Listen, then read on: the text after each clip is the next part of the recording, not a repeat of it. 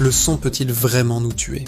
La réponse, aussi incroyable soit-elle, est un grand oui, et ce n'est même pas de la science-fiction.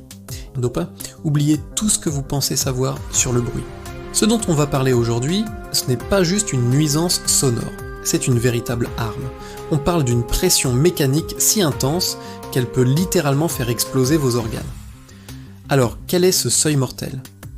Les scientifiques l'ont calculé, il se situe autour de 200 décibels. Pour vous donner une idée, un concert de rock, c'est environ 120 décibels. Un avion à réaction au décollage, c'est 140 décibels. Mais 200 décibels, c'est une toute autre dimension.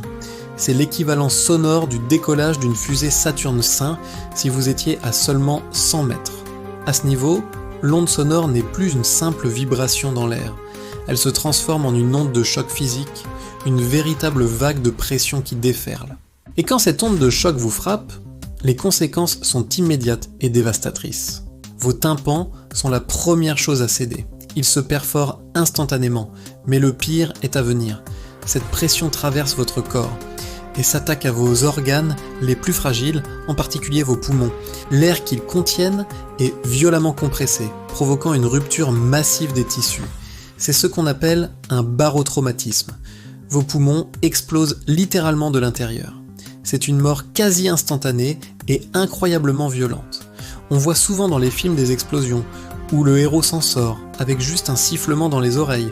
La réalité est bien plus brutale. L'onde de choc d'une explosion, c'est avant tout une onde sonore d'une puissance phénoménale.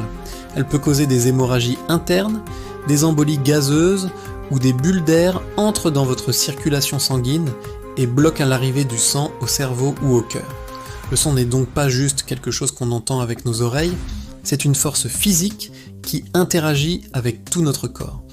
Heureusement, dans notre vie de tous les jours, il est pratiquement impossible d'être exposé à un son de 200 décibels. C'est un niveau de puissance qu'on ne rencontre que dans des situations extrêmes, comme le lancement d'une fusée ou à proximité d'une très grosse explosion.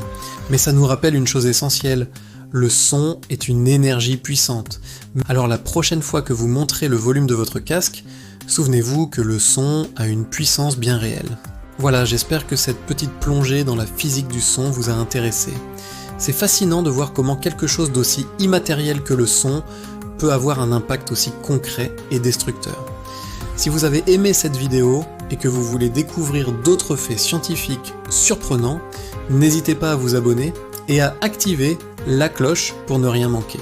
Merci d'avoir regardé et à très bientôt pour une nouvelle vidéo.